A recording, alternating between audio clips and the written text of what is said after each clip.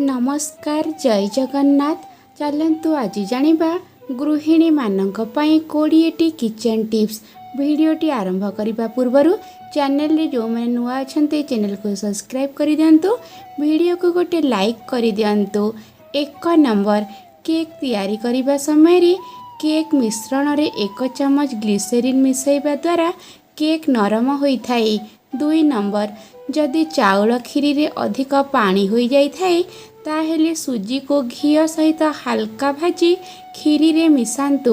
एहा द्वारा खीरी गाढ़ा होता है, ता सहित खीरी मध्य आहुरी अधिक स्वादिष्ट होता है।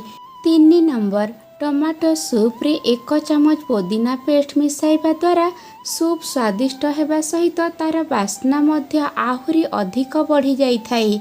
4 नंबर गाढ़ा दही जमाइबा पई हेले क्षीर रे किछि मक्का गुंड मिसांतु, एपरि कले दही बहलिया होइथाए।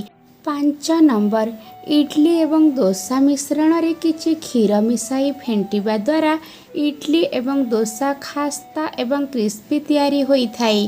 6 नंबर जो माने कॉफी पियंती जदि कॉफी कषा लागुथाए ताहेले सेथिरे अल्प लुण मिसाइबा द्वारा कॉफीरू कषा अंश किछि मात्रा रे कमी जाइथाए। 7 नंबर नड़िया बर्फी तैयारी करिबा समय रे क्षीर बदल रे आपण मिल्क पाउडर व्यवहार करंतु, देखिबे नड़िया बर्फी आहुरी अधिक स्वादिष्ट हेबो। 8 नंबर छोले एवं मटर को शीघ्र सिझाइबा पई हेले सेथिरे 3 ରୁ 4 ड्रप नड़िया तेल मिसांतु, एहा द्वारा छोले एवं मटर शीघ्र सिझी थाए। 9 नंबर कस्टर्ड तैयारी करिबा समय रे चीनी सहित किछि महू मिसैबा द्वारा कस्टर्डर स्वाद आहुरी 2 गुण बढ़ी जाइथाए। 10 नंबर नुआ बासन रु स्टिकर छड़ाइबा पई हेले ताकू किछि समय गरम करंतु, एहा द्वारा स्टिकर बहुत सहजरे छाड़ी जाइथाए। 11 नंबर फ्रिज पानी पीवा बदल रे आपण माठिया पानी निहाती पियंतु, फ्रिज रो ठंडा पानी शरीर पई बहुत क्षतिकारक। 12 नंबर जदि मक्का गुंड को गरम पानी रे चकटी दिया जाए ताहेले ताकू बेलिबा समय रे अति सहज होइथाए।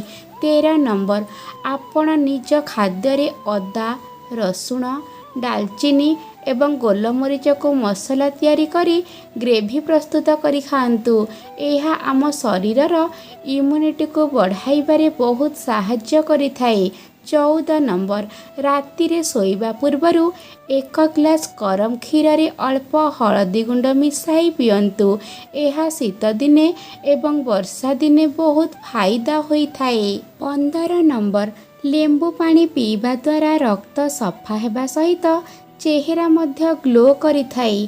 16 नंबर गाजर जूस बादाम रसुण एवं पियाज इत्यादि सेवन करिबा द्वारा पुरुष मानकर शुक्राणु संख्या बढ़ी थाए।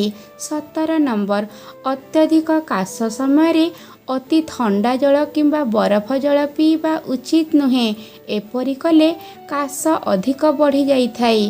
18 नंबर दही रे अल्प गोलमरीच गुंड मिसाई सेथिरे केश सफा करिबा द्वारा केश कला होइथाए एवं ता सहित केश झड़िबा मध्य बंद होइथाए।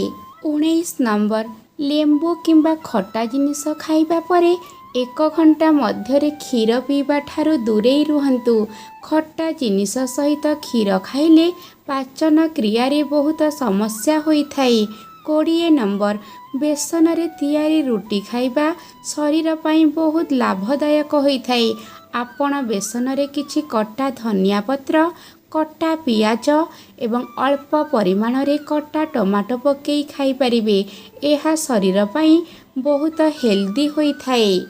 जदि आपण मानकु आजिर वीडियोटी भल लागि थाए तेबे वीडियो को लाइक शेयर कमेंट सब्सक्राइब करंतु, एमिति नुआ नुआ वीडियो आपण मानक पाखरे सर्वप्रथमे पहुंची परिबो। जय जगन्नाथ।